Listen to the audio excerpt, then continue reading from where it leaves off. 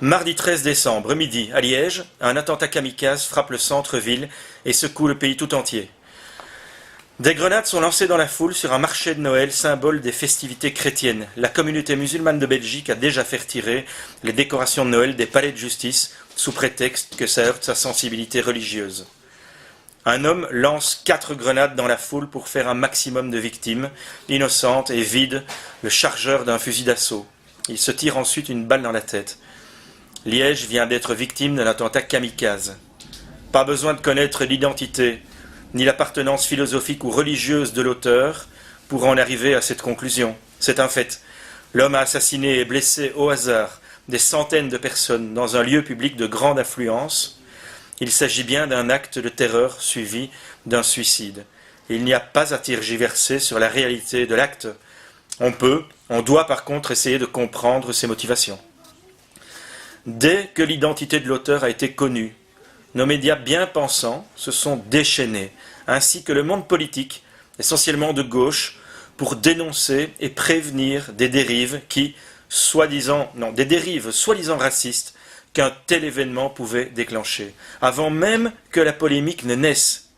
Nous avons donc vu déferler immédiatement dans les heures qui suivirent l'attentat une masse d'informations et de messages visant à canaliser l'opinion publique et écarter les questions qui fâchent.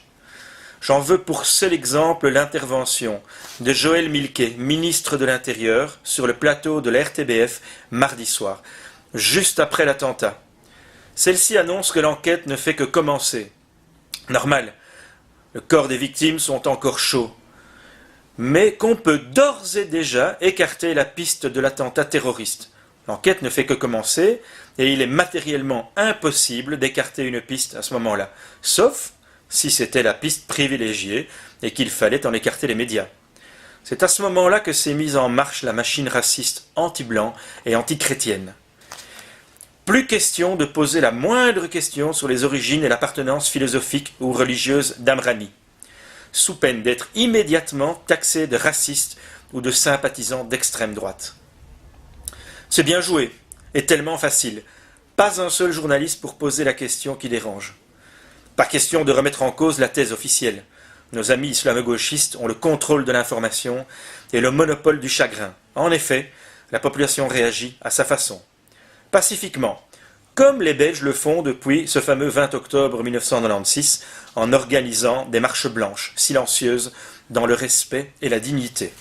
C'est ainsi que le samedi qui suivit le drame de Liège était organisée une marche blanche sans mot d'ordre, sans revendication, sans appel à la haine. L'appel populaire à cette marche blanche fut relayé par les médias, jusqu'au moment où l'on découvrit qu'un des organisateurs était un ancien candidat du Front National. Il n'en avait jamais fait état pourtant.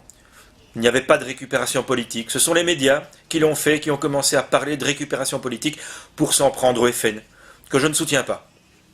Mais ce qui m'inquiète, c'est qu'un citoyen belge, sous prétexte qu'il ait les opinions politiques contestables, soit attaqué par rapport à un acte délibérément citoyen. L'homme à abattre, l'ennemi, c'est lui. Le raccourci est facile pourtant. On prête des intentions mauvaises ou haineuses à un citoyen belge, de souche, je cite, uniquement sur base de son appartenance à un groupe, même lorsqu'il commet un acte citoyen et pacifique. Et on interdit de poser la moindre question sur d'éventuelles intentions fanatiques d'un citoyen belge, mais pas de souche, naturalisé en 1990, et qui est donc un exemple d'intégration ratée, même lorsqu'il commet un acte de haine, semant la mort et la terreur dans la population. Drôle de société qu'une société qui n'est plus capable de distinguer le bien du mal. Société malade qui n'est plus capable de faire la part des choses entre un acte citoyen, d'où qu'il vienne, et un acte de haine et de destruction. Le racisme anti-blanc est à la mode dans nos médias. Pour en trouver l'exemple le plus frappant de ces derniers mois, je reviens sur le massacre d'Oslo. Exemple assez similaire, à ceci près que l'auteur ne s'est pas suicidé. Acte de terreur tout aussi lamentable et abominable que celui de Liège. À la différence que nos médias bien pensants et les politiques de gauche ont tout de suite récupéré l'événement, tout comme à Liège. Dès que l'identité de Breivik a été connue, les propos racistes ont fusé de toutes parts. Nous avons assisté à un déchaînement des médias sur l'aspect physique de Breivik, un blond aux yeux bleus. On ne s'est pas gêné ensuite pour l'attaquer sur sa nationalité et ses origines, un Norvégien de souche. Et pour finir, on l'a attaqué sur ses orientations philosophiques et religieuses, un fondamentaliste chrétien. Nous étions là, en plein racisme anti-blanc, anti-chrétien, relayé, véhiculé et amplifié par nos médias. Est-ce normal? Je suis blanc, mais je ne suis pas blond et je n'ai pas les yeux bleus. Je suis belge de souche et je n'ai pas peur ni honte de l'être.